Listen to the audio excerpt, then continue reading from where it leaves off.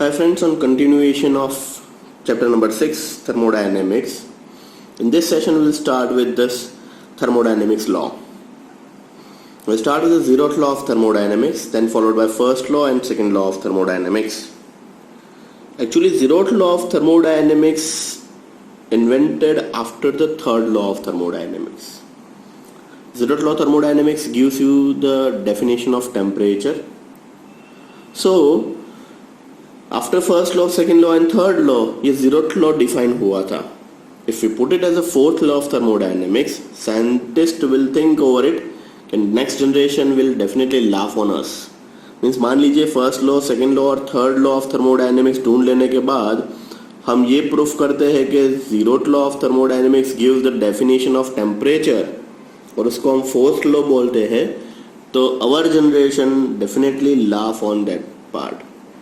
So that's why scientists kept this law ahead to the first law and it becomes zeroth law of thermodynamics. So let's start with zeroth law of thermodynamics. Zeroth law of thermodynamics is not available in your textbook. आप textbook में देखोगे तो आपको नहीं मिलेगा, but it is really very important for your competitive as well as fundamentally strong in case of thermodynamics. Just because once again I repeat, 50% thermodynamics आपको physics में भी मिलेगा. It's really very huge topic और दोनों के अंदर काम में आएगा, इसीलिए 2-3 चीज एक्स्ट्रा पढ़ने में कोई लॉस नहीं है. This law forms the basic concept of temperature. So many a time कोई पूछे which law gives the definition of temperature, that is zeroth law of thermodynamics. This law can be stated as follows. If a system A is in thermal equilibrium with system C and if B is also thermal equilibrium with system C, then A and B are the thermal equilibrium with each other whatever the compositions of the system. देखने पे और सुनने पे ही लग रहा है बहुत ही easy है. Once again, if the system A is thermal equilibrium with C, A and C thermal equilibrium में है and B system is also thermal equilibrium with C, then A and B are in thermal equilibrium with each other whatever the compositions of the system. That is, it's look like this. A is equilibrium with B is equilibrium with C. अब pictorial diagram में देख लीजिए A equilibrium with C. This is isothermal box समझ लीजिए. Isothermal box के अंदर ए system सी system के साथ इक्विलिब्रियम में है एंड बी सिस्टम भी equilibrium isothermal equilibrium with C system. So अगर ए सी के साथ है, बी सी के साथ थर्मल इक्विलिब्रियम में है, तो ए ऑटोमेटिकली बी के साथ इक्विलिब्रियम में हो जाएगा. Means almost all the 3 system are in thermal equilibrium with each other. This simple is definition. अब इसी के अंदर थोड़ा सा और ही इलैबोरेट करना हो तो एक कॉमन एग्जांपल ले सकते हैं. लेट्स टेक एग्जांपल कि आपके रेफ्रिजरेटर के अंदर जनरली जैम का बॉटल पड़ा होगा, किसान जैम या एनी ब्रांड जैम. फाइन, आपने अभी एक पानी का बॉटल फ्रिज में से निकाला, पूरा पानी का बॉटल पी लिया, फिर से आपने आरओ में से उसको रिफिल करके फ्रिज के अंदर रखा एंड सुबह सुबह मम्मी ने जो मिल्क आता है घर पे पाउच कंटेनर्स, उसको कट करके गर्म किया था और उसको थोड़ा सा लुकवार्म हो गया, अभी उसको भी फ्रिज के अंदर रख रहे हैं. अब समझिए 3 अलग अलग सिस्टम है. एक जैम की बात कर रहा हूं, दूसरा पानी है और तीसरा मिल्क है. जैम ऑलरेडी फ्रिज में है तो वो ठंडा होगा, पानी अभी आपने आरओ में से फिल किया हुआ है तो रूम टेम्परेचर पे होगा, और मिल्क सुबह सुबह गर्म किया हुआ है इसीलिए वो लुकवार्म अप्रोक्सीमेटली 45 डिग्री टेम्परेचर पे या अप्रोक्सीमेटली 40 डिग्री टेम्परेचर पे होगा. नाउ आफ्टर 1 आवर, 1 घंटे के बाद जब अगर इसका टेम्परेचर मेजर करोगे तो all the 3 system are in equilibrium with each other. तीनों के तीनों का टेम्परेचर सेम हो चुका होगा. So basically here in case सारी की सारी चीज एक दूसरे के साथ कोरिलेट हो रही है. ए सी के साथ इक्विलिब्रियम में है, बी सी के साथ इक्विलिब्रियम में है, तो ए एंड बी ऑल्सो एक दूसरे के साथ इक्विलिब्रियम में हो जाएगा. So this is all about your first law of thermodynamics, zeroth law of thermodynamics. Now we move on to the first law of thermodynamics. ये शायद आपने लोअर स्टैंडर्ड में भी पढ़ा होगा. Energy can not be created, energy can not be destroyed, it's always converted one form to the another form. So let's start the first law of thermodynamics. Helmholtz and Robert Mayer proposed the first law of thermodynamics. This law is known as the law of conservation of energy. Chapter number 1 याद कीजिए. Law of conservation of mass or energy. It states that energy neither be created nor be destroyed, although it can be converted one form to this another form. So that is E2 minus E1 is equal to delta E is nothing but Q plus W. So this is a mathematical statement of first law. Change in internal energy is nothing but heat add to the system plus work done by the system. Work done on the system. If a system does not work on its surroundings, its internal energy decreases. In this case, delta E is equal to Q plus minus W, that is Q minus W. In this case, change in internal energy is equal to heat add to the system minus work done by the system. Here in case on the system, that's why plus W, by the system is equal to minus W. So the relationship between internal energy, work and heat, mathematical statement of the first law of thermodynamics, that is delta E is equal to Q plus W. So this is all about your first law of thermodynamics. Next is second law of thermodynamics. Second law of thermodynamics, all the limitations of this first law of thermodynamics can be removing by the second law of thermodynamics. Basically law कैसे define होते हैं? First law define किया, उसमें कुछ application, कुछ limitation रह गई, उसको ओवरकम किया होगा फर्स्ट लॉ ने. सेम फर्स्ट लॉ में भी कुछ लिमिटेशंस आई होगी, वो ओवरकम किया सेकंड, एंड सेकंड की भी लिमिटेशन को ओवरकम किया गया थर्ड लॉ ने. So this law is generalizations of the certain experiences about the heat engine and refrigerator. It has been stated in a number of ways. Physics में आपको different scientists gives the different approaches. यहाँ पे clearly बताया हुआ है certain experiences about heat engine and refrigerator. दोनों के दोनों physics term है. तो different scientists ने second law of thermodynamics differently define किए. If time permits, तो सेशन के एंड में मैं खाली उसके स्टेटमेंट आप लोगों को दिखा दूंगा. याद करने की जरूरत नहीं है, टेंशन मत कीजिएगा. It is there in your physics syllabus, not in chemistry syllabus.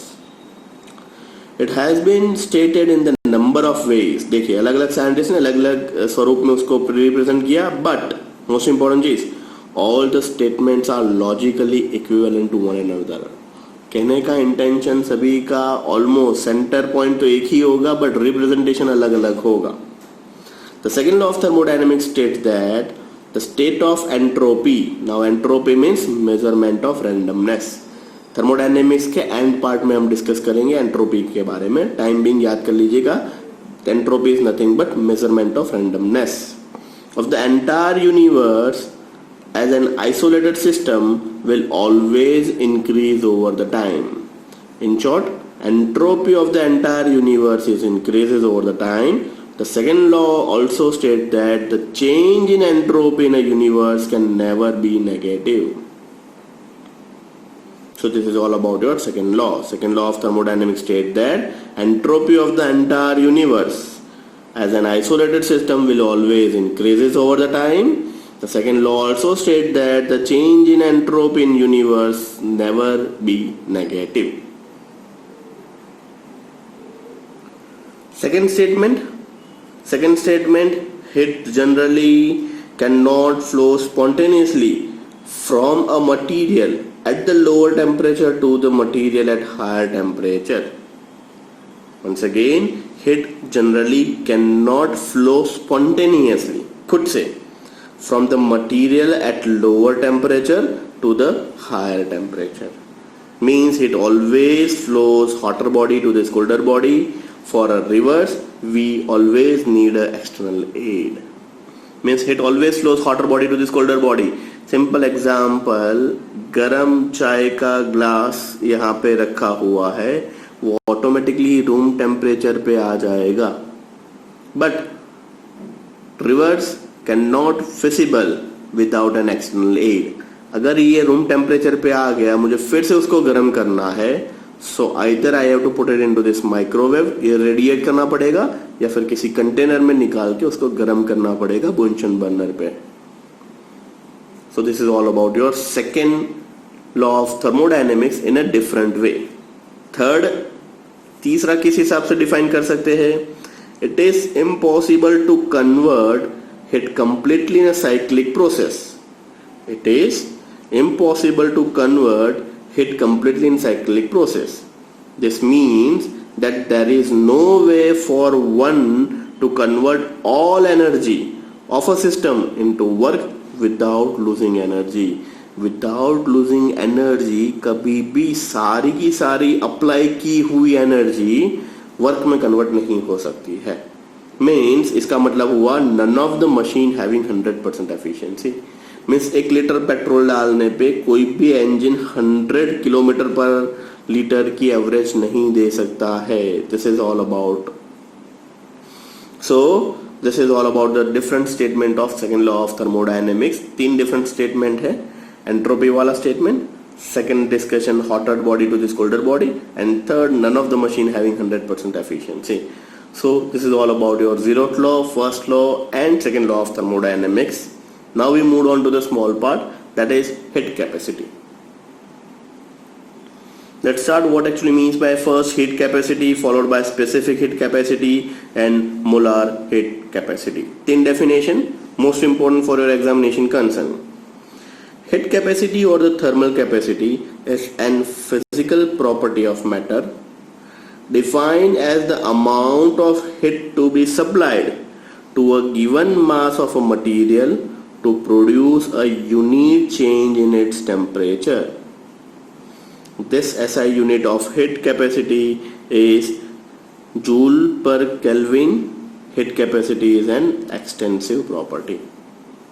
Once again, heat capacity का definition समझ लीजिए. definition क्या बता रहा है? It is defined as amount of heat to be supplied to a given mass of a material to produce a unit change in temperature. किसी भी system का 1 डिग्री टेम्परेचर बढ़ाने के लिए जो लोएस्ट मिनिमम एनर्जी देंगे, that is called heat capacity. Once again, minimum energy required to increase a 1 degree temperature of a particular system is known as heat capacity. तो specific heat capacity किसको बोलेंगे? Specific heat capacity means of a substance is quantity of heat required to raise the temperature of 1 gram of the substance to 1 degree Celsius. पहले हमने किसी का भी wait या कुछ मेजर नहीं किया था. कोई भी क्वांटिटी हो सकता है, उसका 1 डिग्री टेम्परेचर बढ़ाने के लिए जो चाहिए. Fine. So given quantity here in K specific heat. Specific heat means 1 gram का 1 डिग्री टेम्परेचर बढ़ाने के लिए जो एनर्जी चाहिए, that is called specific heat capacity. अब मोलर से तो क्लियरली पता चल जाएगा 1 मोल के लिए कितना चाहिए. स्पेसिफिक में 1 ग्राम 1 डिग्री टेम्परेचर, ये याद रख लीजिएगा. मोलर हीट में क्या होगा? Molar heat capacity of a substance is the quantity of heat required to raise the temperature of 1 mole of a substance by 1 degree Celsius. So molar heat capacity is nothing but specific heat capacity multiplied by molecular weight. Fine. So this is all about your 3 small definition: heat capacity, specific heat capacity and molar heat capacity. So here in case CV is equal to CV multiplied by M, that is Cp is equal to small cp multiplied by M. This is molar heat capacity, specific heat capacity multiplied by molecular weight. अब कुछ competitive as well as physics के लिए important terminology और जो derivations है CP/CV के, वो मैं आप लोगों को बता देता हूं. This is just for your knowledge. Once again, this is just for your knowledge. याद करने की एज पर केमिस्ट्री कंसर्न जरूरत नहीं है. So some useful relationship CP and CV, वो ये सारी की सारी चीज आपको फिजिक्स में फिर से पढ़ाएंगे, फिजिक्स के प्रोफेसर आपको. बट अभी हम कर रहे थे तो I thought I put it as a conclusion part. So please please please do not remember, जरूरत नहीं है. हाँ, याद कर लोगे तो अच्छा है. फिजिक्स में शायद थर्मोडायनेमिक्स पीछे चलेगा, तब आपको ये सब कंसेप्ट क्लियर होगा. जैसे मोनोएटॉमिक के लिए गामा में CpCv का रिलेशनशिप है 1.66, बट डायटोमिक स्पीशीज के लिए 1.40. Perfect. For triatomic species is 1.33. तो ये वैल्यू से न्यूमेरिकल सॉल्व होगा. मीन्स अगर मोनोएटमिक स्पीशीज है तो ये CpCv का रिलेशनशिप गामा की वैल्यू होगी 1.66, डायटोमिक है 1.40, triatomic is 1.33. And second, Cp is equal to Cv plus R is equal to 5 calorie. For monoatomic Cv is equal to 3 calorie. तो यही 3 कैलोरी यहाँ पे रख दीजिएगा, यू गेट 5 कैलोरी. यहाँ पे CpCv is equal to gamma, that is a ratio of molar mass capacity. So this is all about your some relationship. और मैंने क्लियरली यहाँ पे लिखा है कुछ statement for physics only, second law of thermodynamics के. वंस अगेन, ये tension में आने की जरूरत नहीं है, रट्टा मारने की भी जरूरत नहीं है. फिजिक्स में प्रोफेसर आपको पढ़ाएंगे. This is just for your knowledge. Second law of thermodynamics के सारे various statement, kelvin statement, Clausius statement, Oswald statement and Carnot statement पहले ही हमने डिस्कशन में पढ़ा था. सारे के सारे सेंटर पॉइंट तो एक ही है, कहने का इंटेंशन तो सेम ही है सबका, बट डिफरेंट साइंटिस्ट रिप्रेजेंटेशन अलग अलग किया हुआ है. सो अभी जो लास्ट 2 पार्ट हमने पढ़ा, that is CpCv relationship as well as this, only and only for physics. This is not involved in chemistry. Don't worry, tension मत कीजिएगा. This is all about your today's session. Thank